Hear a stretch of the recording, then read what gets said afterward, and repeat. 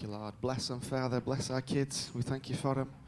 Thank you for all those who serve to teach such impressionable, beautiful minds, Father. In Jesus' name. All right, and we thank you for Anca. We thank you for our young, beautiful, impressionable minds. We thank you that they are all well and ready to receive something beautiful from the heart of the Father. Amen? Amen. Amen.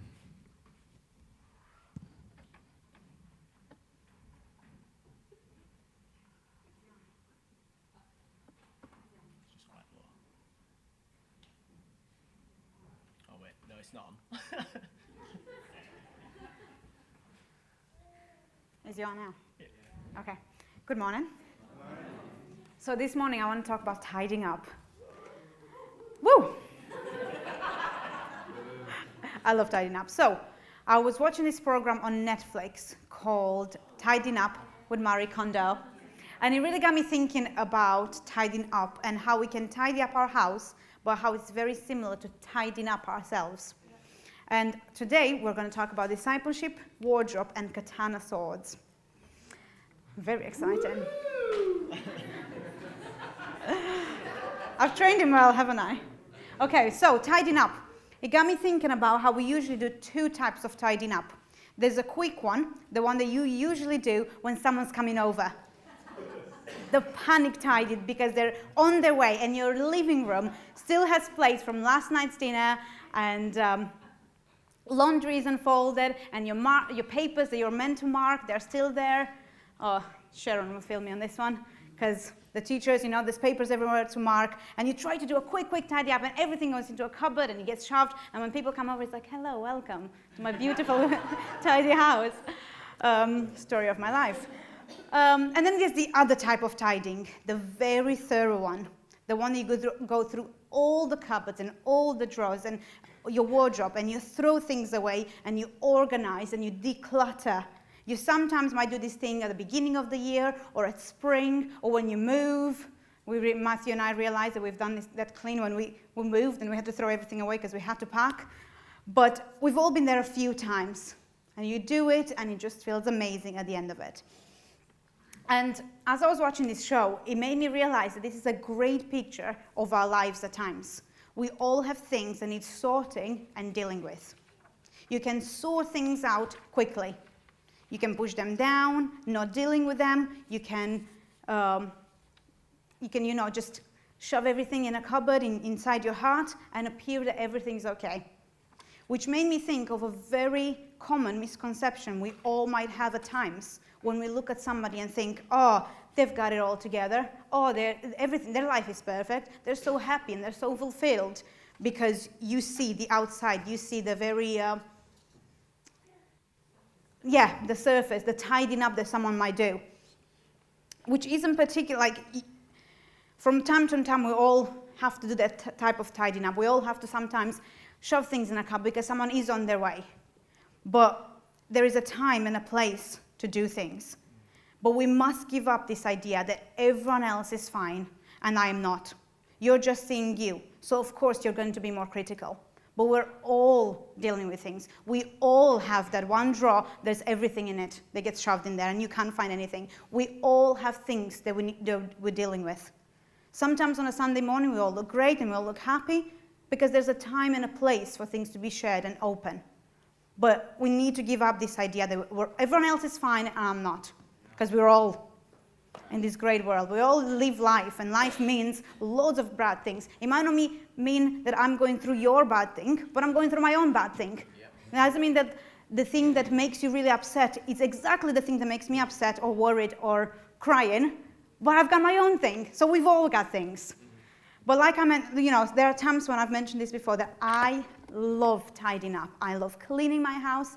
I love just getting everything clean because you can see the results straight away. But there are plenty of times when my house is not clean, when my house is messy, when my house is not tidy. And when people come over, I usually say, oh, I'm so sorry for the mess. And they're like, no, it's fine. Your house is always tidy. But the truth is, you haven't seen all my cupboards that I've shoved everything in. You haven't seen that room that I closed the door just before you arrived. You haven't seen all the mess that I'm trying to nicely tidy because I have guests. We do this with our lives a lot. We tidy because we don't want anyone to see what's inside. And that might be fine, temporarily. But there is a time and a place for everything. What happens is, when that is the only type of tidying that you do in your life, is that every time you open a cupboard or a door, things fall out, spilling over, no control over. How many times have I gone to my spare room wardrobe, which looks so nice, my spare room, it's beautiful. And I open a door and literally 3 bags fall over and I'm like, okay, we're gonna deal with this later. And I have to close one door, throw them in from this side, and remind myself that not open this door next time because things will fall over. Literally.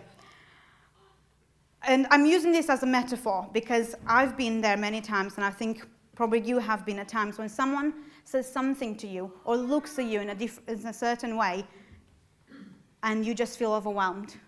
And you start crying and your emotions bubble up. They might open a little door to something that you just shoved there 2 months ago because you are not ready to deal with it. And they just say, how are you?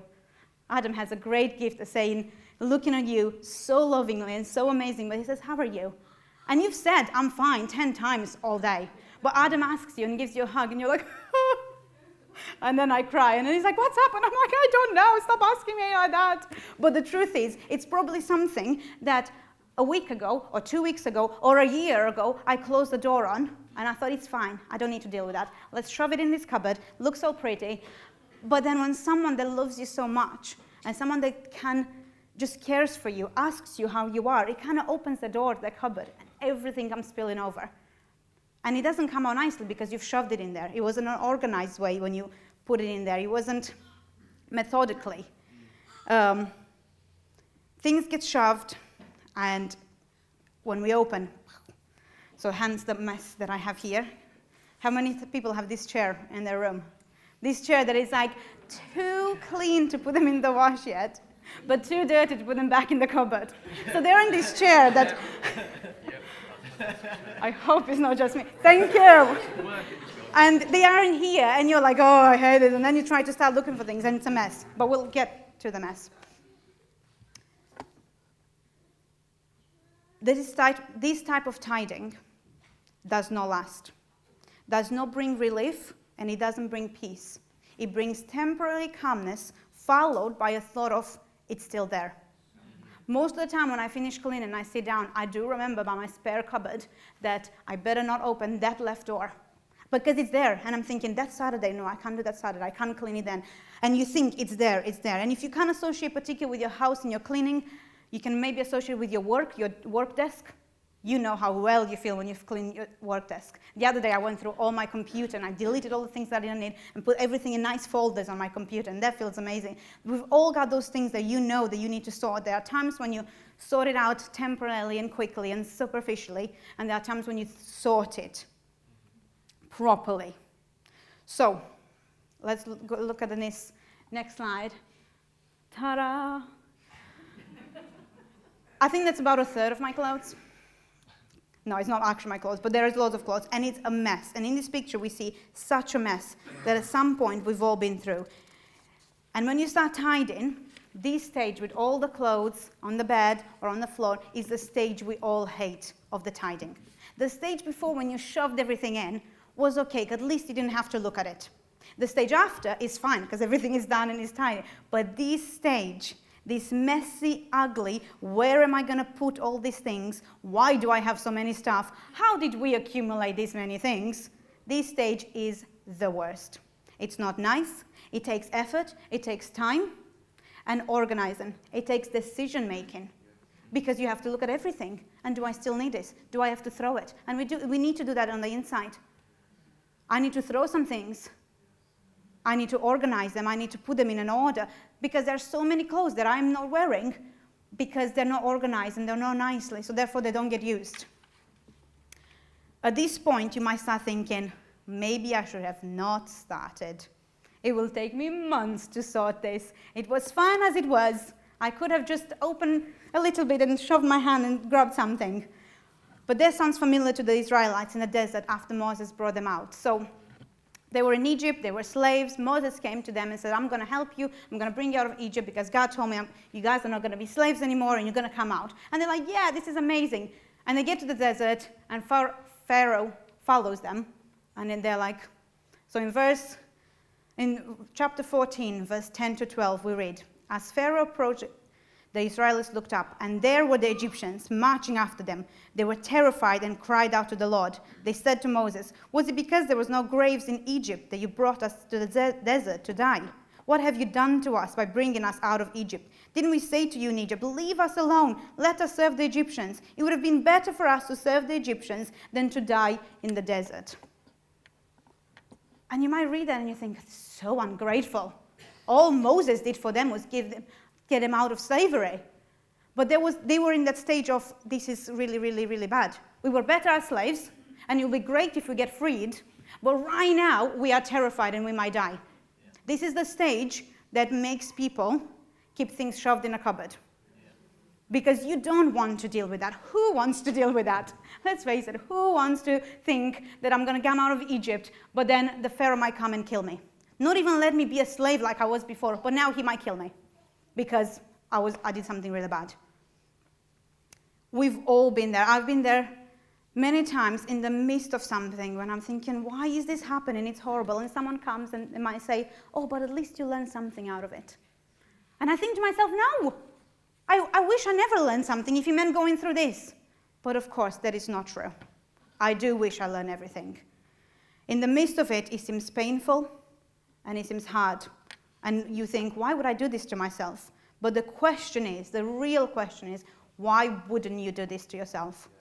Why would you not deep clean and clear things out? Why would you keep shoving things in the same tiny closet that is obviously already rammed to the full?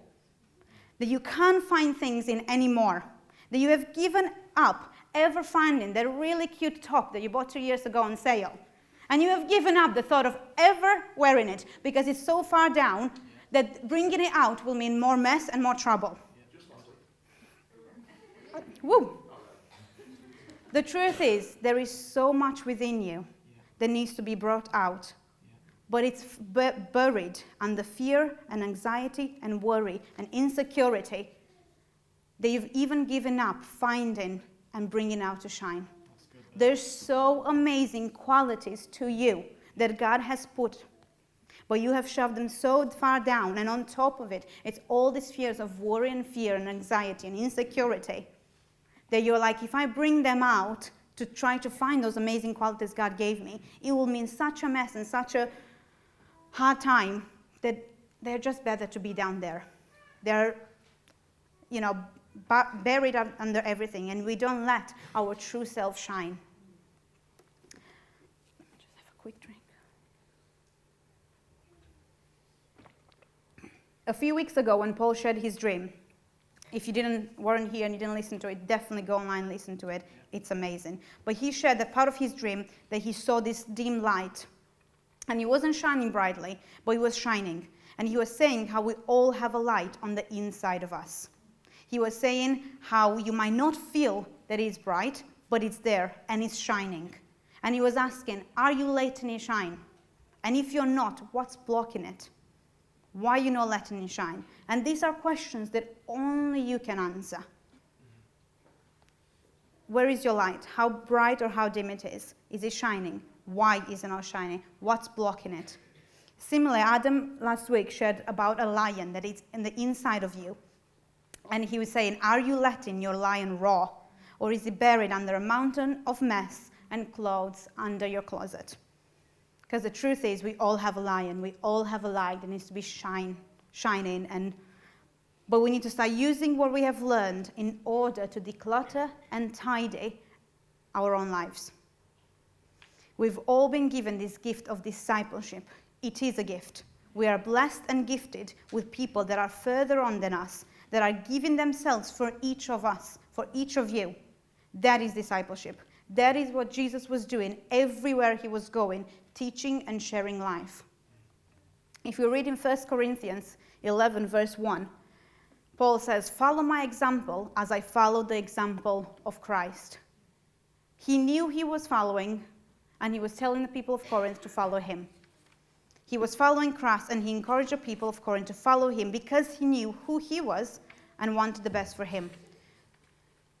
The reality is that through discipleship, we can start tidying up and we can start taking everything out and deal with everything that needs dealing with. This stage of taking everything out and a mess on your bed and on your floor, it's not great. But this is what discipleship does. It takes everything out, looks into it, folds it nicely, and then puts it back inside. And then it can be used. It might mean throwing some things away. It might mean making hard decisions. And it will be messy, but you are the one that has to do it. You can get some help on how to do it, but you are the one that has to do it. On the Netflix show, this lady, Marie Kondo, basically in every episode, she goes to someone's house and explains to them who she is, how she cleans and how she tidies, how she organizes, then helps people. But what I love most about it is that she goes over, at any point does she not start tidying up for them. She sits on the side and says, okay, so you need to take all your clothes out, you need to do this, this, this, and explains how to do it. At any point does she not start doing it for them. And then she says, okay, I'm going to go, and I've told you what to do, I'm going to come back in 2 weeks. And she goes. And then you see this family, like, it's a show, so it's like, oh, really happy, then really sad. And they do it all, because what would be the point of them calling Marie Kondo to help them, and then if they wouldn't do it? So then she comes back in 2 weeks, and she usually checks, and she says, okay, now you can learn about bigger messes and bigger organization skills. If that's not discipleship, I don't know what is. She asked them to do something, she went away, they did it, she came back, they learned something more. They had the choice of doing it or living in the mess. But I imagine if they asked her for help, what would be the point of not doing it? The truth is, we all have access to someone like that. We all have a person that might be further on than you, and they can help you. This is why I love what Adam shared last week about the fact that you need people around you, and loads of people. He said, no, it's not just about 1 or 2 people, it's loads of people. Because everyone has something different, and everyone has learned something different that you can learn from, that you can take from. Yeah. But it's still up to each person to do it.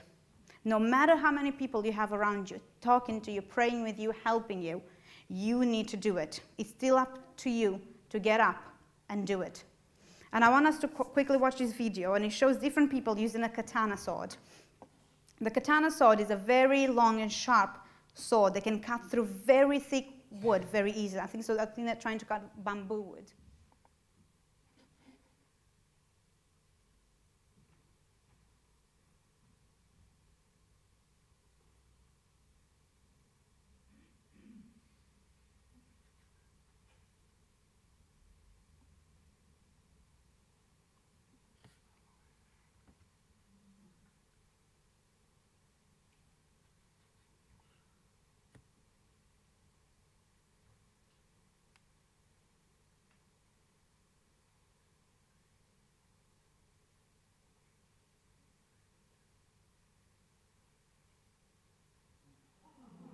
Nice.